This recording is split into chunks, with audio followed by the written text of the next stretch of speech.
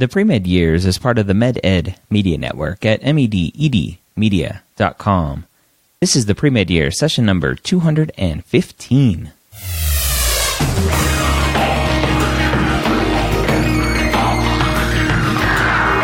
Hello and welcome to the two-time Academy Award-nominated podcast, The Pre-Med Years, where we believe that collaboration, not competition, is key to your pre-med success. I'm your host, Dr. Ryan Gray, and in this podcast, we share with you stories, encouragement, and information that you need to know to help guide you on your path to becoming a physician. I want to wish everybody a happy and healthy New Year. This is the first episode of 2017. I hope everyone's holidays were fantastic.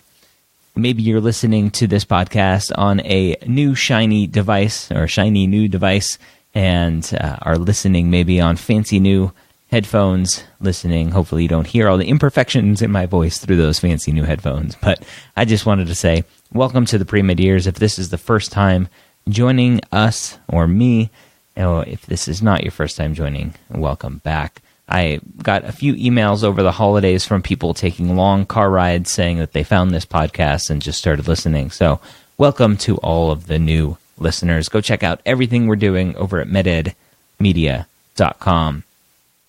This podcast came out of a discussion that I had today with a student that I was doing a mock interview with.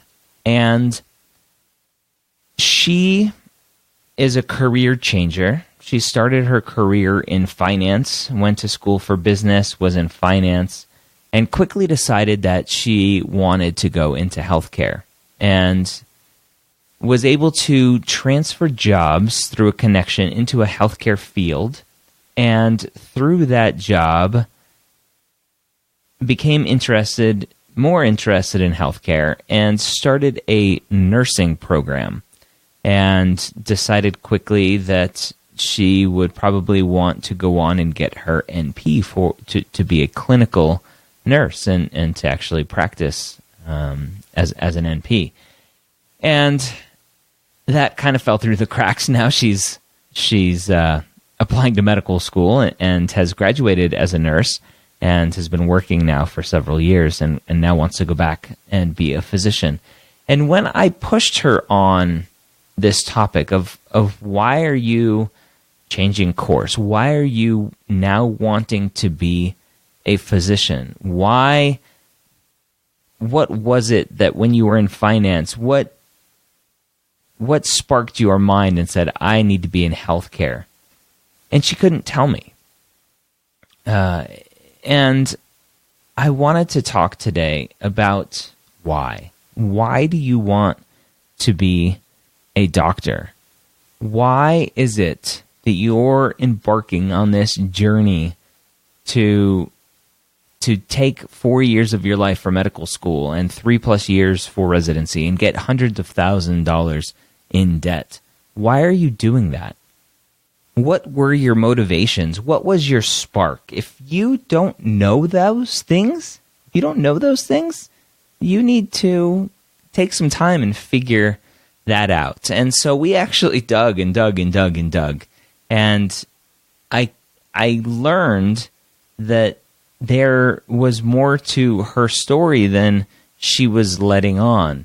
And she had a family member, or herself, she had a lot of healthcare as a teenager, and that was her initial interest, being involved and seeing all these physicians and everything else. And that's a common initial story.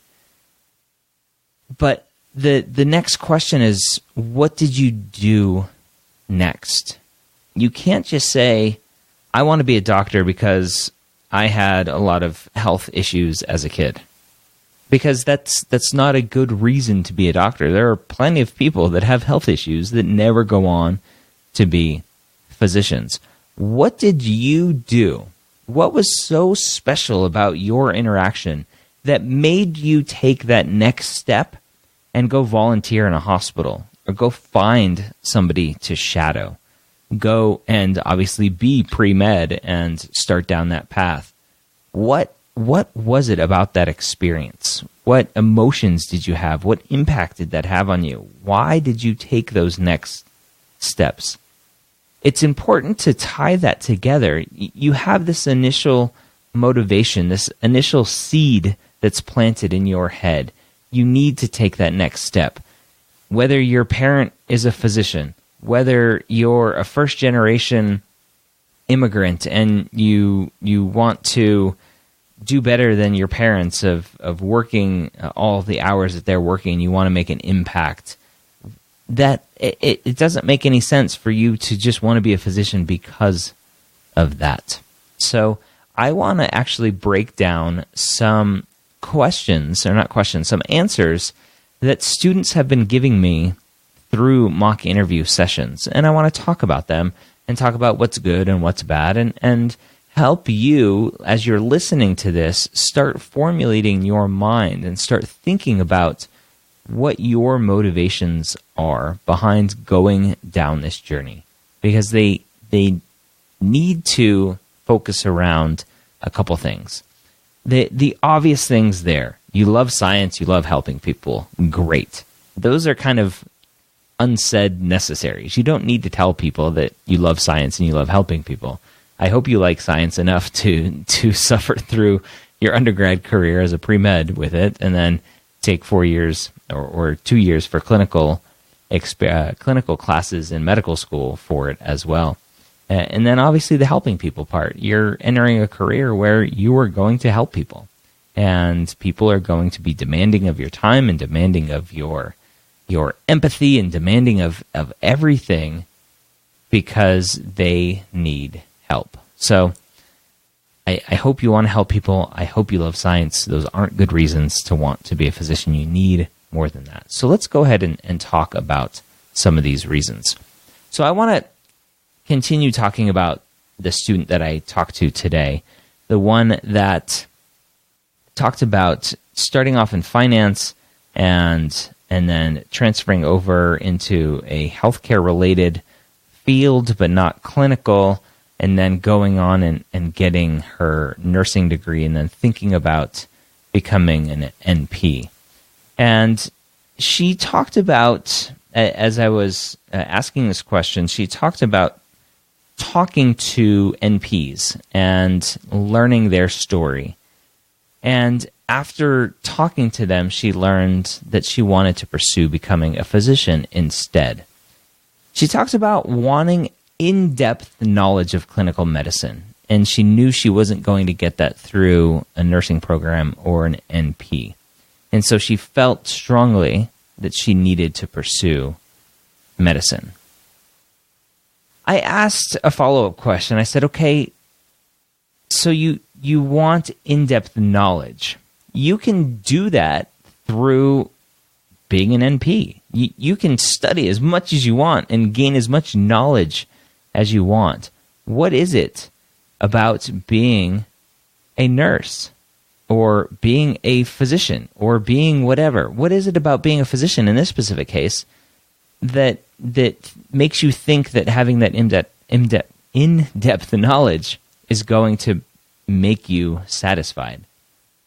And her answer was that she wanted to be the clinical expert, have be the knowledge expert, and make the final decision. So I thought about that, and I still wasn't satisfied with that answer, because that answer focused on her and her knowledge and her power of yielding the final decision. I would argue that in many states, a PA and an NP, a lot of states, you can practice independently these days. And so you can make the final decision as a PA or an NP, and you can study as much as you want and do as much homework after you graduate from your programs as an NP or PA and get the level of knowledge that you want. There has to be something more. Not once in her explanation did she talk about the patient. What impact would she have on the patient? And that was a big thing that hit home and stood out to me significantly. So think about that when you're talking about your answer and and your explanation behind why you want to be a doctor. If you want the most in-depth knowledge in the world about the human body, great. What does that mean for the patient, though? Think about it in those terms, and it comes across a lot differently. Another student that I did a mock interview with today, I talked about transporting a patient and the patient having a CT scan and the tech noticing something on the CT scan and kind of mentioning it to this student about, hey, maybe you should be a little gentler with this patient. There might be something in here that I see, and so just be careful. And so the student was careful and transported the patient back up to the room and told the nurse, like, hey, the tech saw this finding, maybe we should be gentle. And the student talked about how the nurse and the tech were both reprimanded in that situation because they were going above and beyond their scope of knowledge and their scope of practice. And while I agree that they're going above and beyond their scope of practice, they are doing it for the benefit of the patient. And this student, when I was probing him about why he wanted to be a physician, he gave this as an example of why he wants to be the physician, to have that scope of care so that he can have that level of knowledge. He doesn't want to feel limited in what he can do. He doesn't want to feel limited in using the information at his fingertips. And it came across in a negative way because he was coming at it from the point of view that he doesn't want to be limited by, quote unquote, the man, by the credentials that are telling him what he can and can't practice. And so it was very similar. So it was to the previous student who talked about having this depth of knowledge and this understanding. This second student was talking more about actually the practice of it and not being limited. Again, nowhere in the conversation was the patient. And so we reworked it so that it wasn't negative about being mad that the nurse and the tech were reprimanded and how dare they, whatever.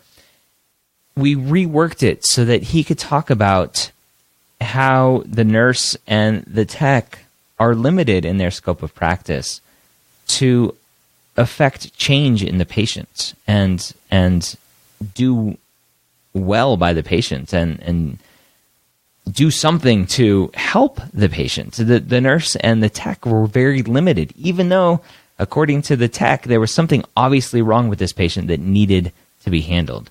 And so I talked with the student. I said, look, if you reframe this and talk about how you don't want to be limited because you want to be able to act on information and actually make a difference immediately for that patient, that changes the whole sentiment of what you're saying. It now focuses on the patient and helping the patient with that increased level of ability and scope of practice. So you're not limited in what you can do. You can use that information immediately to help that patient. Focus on the patient. Another student a while ago talked about kind of the stereotypical, the cliche things about the interest in medicine, science, and clinical experiences, and enjoying sciences in class during school, and being a science nerd in the science Olympiad, and loving the intellectual stimulation of being given a list of symptoms and trying to find the diagnosis. Those are all very cliched things, easy to talk about, aren't really relevant to why you want to be a physician. And this student then talked about having the satisfaction to make a difference, and specifically, obviously, a difference in the patient's life. And when she was able to tie it together with that, it made a huge difference in how I took her discussion about why she wanted to be a physician, because she was able to relate it to a patient. You're entering a field to be a clinical physician. Most people, some people that are listening maybe want to be researchers, bench researchers and not see a lot of patients, but most of you listening are wanting to enter clinical medicine. And clinical medicine means interacting with patients and helping patients. And so tie your why medicine together with your patients. Another student that I worked with talked about her initial interest being her father, who was a physician, and being exposed to medicine and having that interest in hearing cases at dinner time and visiting his work and seeing all that happening. A lot of kids who have parents who are physicians don't themselves go on to become physicians. So what is that next step? For her, she started off pre-med, took a little hiatus, and then as a patient, she had a connection with her physician. And she realized that she was missing that and remembered that and drew upon those experiences and those discussions and hearing her dad talk about the clinical side of medicine, even though he's a radiologist. I don't know how much clinical there is there. But anyway, when she was experiencing this as a patient, it drew her back into the pre-med world because the connection that you can have with the patient as a physician. And that immediately hit home to me because she's talking about connecting with a patient. She's not saying her dad's a physician, therefore she wants to be one. She's saying, I want to have a connection with a patient. And I want to do that through being a physician. There are many ways that you can connect with a patient. You can be a social worker. You can be a psychologist. You can do lots of things. But she wanted to do it from the physician standpoint, partly because of those initial exposures with her father, who was a physician. So take that into consideration. How do you want to impact patients? What interactions do you want to have with them? What impact do you want to have on them? Another example here of a student who talked about nursing versus medicine, and I kept wanting more. This student talked about her dad being a nurse, and so she was interested from a young age in healthcare and listening to her parents talk about healthcare disparities, and so she was interested in sciences, and she started shadowing a physician in college. And so I questioned that leap. How did you go from your dad being a nurse to you wanting to be a physician? Where did that leap come in? Especially if you have a parent who is in healthcare as a nurse, as a PA, you're going to have to answer, why not a nurse? Why not a PA? Think about those answers. So this student talked about how in medicine you have more knowledge. You've heard this one before. A lot of students talk about the increased level of knowledge that physicians have versus nurses versus NPs versus PAs. Yes, it's true. We go to school a lot longer than NPs and PAs. They have a good deal of knowledge, but our knowledge is more in-depth, more broad. And so that answer alone isn't sufficient enough. She talked about having more knowledge and increased clinical knowledge. And as I listened to these students during mock interviews, I typed notes, and in bold letters at the end of this line, I said, why is that important? Why do you want this increased knowledge? She followed that up with saying physicians have more autonomy. And that's another kind of dagger in my heart when students say that. That's not a reason to want to be a physician. You need to, because again, I can make that argument that in some states, as a nurse, as a PA, you can have autonomy and practice and do your thing. So you need to start thinking a little bit deeper than just, I want to be the boss. Think about that. Why do you want this increased clinical knowledge? Why? What is it about the autonomy? You could mention, I know in some states that PAs and NPs have some autonomy, but I want to be able to practice in any state where I choose to live in the future and not have to worry about what state I'm in and if I can practice on my own. And I may ask, well, why is that so important to you? Why do you want to practice in an autonomous fashion, if that's the right word, a way to say that. What is so important about practicing and having that autonomy?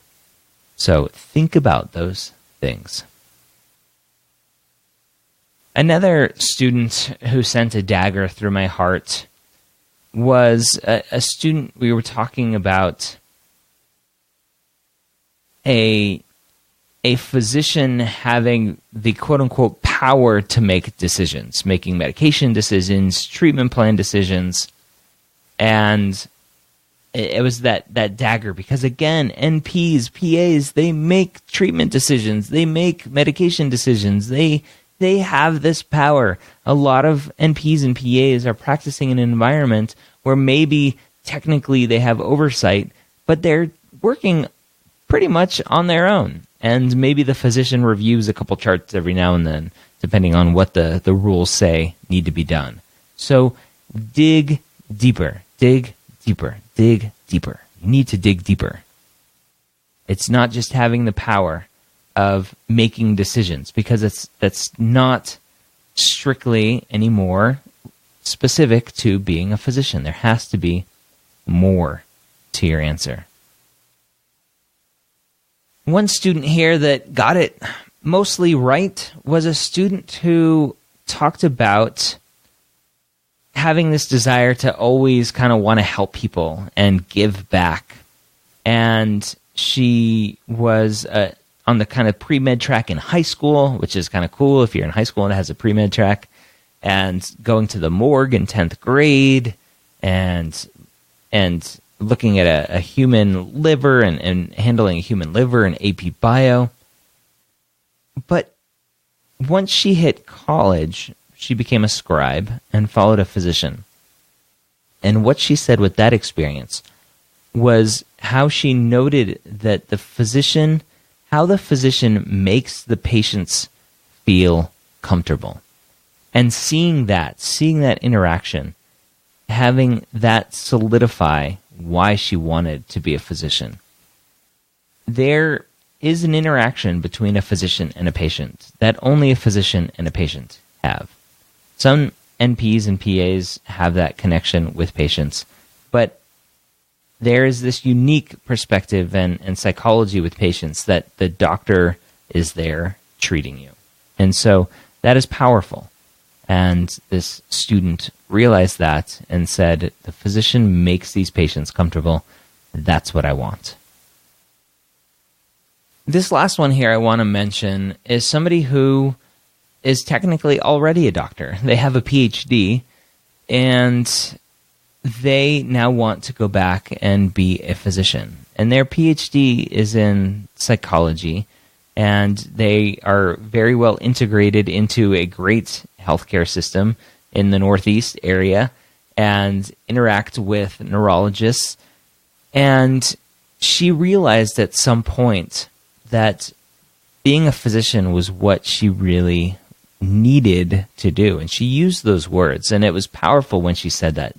By talking about needing to be a physician, she saw what she was doing as a psychologist, and she witnessed what her mentor was doing. The mentor was a neurologist, and seeing what he was able to do and how he was able to affect the patient. She, as a psychologist, couldn't do that. And she wanted that opportunity to treat patients. She needed it. She needed that opportunity to treat patients. And she said it in that way and that powerful. And it just hit home to me. She focused on the patient. And that was so powerful to hear. It wasn't about her or her level of knowledge, her power, her autonomy. It was about the patient. Think about that as you're formulating your response to why you want to be a doctor. If you're listening to this and you work with me in the future, I'm going to ask you this question. Why do you want to be a doctor? It's an important thing to know. You need to know this. You need to practice it. And if you listen to this podcast and you don't get it right, I think I'm going to have some punishments for people. Maybe do some push-ups or something. I don't know what I'm going to do. But anyway, I hope this will help all of you listening. As you listen to this, listen to it again. Start thinking about your answers. Listen to this one more time. Think about how your answers are fitting into what we just talked about, and if you're on the right track. If you're interested in working with me for mock interviews, don't hesitate. I've had to turn down a lot of people that are emailing me at the last minute saying, I want to work with you, and I just don't have time for them. I've been lucky that a lot of people want to work with me, and I've been very busy, and people are emailing. People are still getting interviews late into January, beginning of February, and so they're getting an interview going, oh my gosh, I got an interview, I want to work with you, and I'm like, sorry, I don't have time. So if you're interested, go check out our services, go to medicalschoolhq.net, and at the top there, click on our services and the mock interview prep. I hope to hear from you. If not, this podcast and all the other podcasts that we do all on the interview process should help you out tremendously. And also, obviously, my book, The Pre-Med Playbook Guide to the Medical School Interview. It's being published in June of this year, June of 2017. You can pre-order it on Amazon right now for the paperback version. You can get the Kindle version right now, which was my self-published version. The publisher version of the Kindle is coming out soon. You can sign up for Kindle Unlimited and read my book for free, which is pretty awesome. And yeah, so go check out all those things. All right. I hope, as I said at the beginning, you have a happy, healthy new year. As always, I hope you continue to check us out every week at the medical school headquarters, MedEd Media, and here at the Pre-Med Years.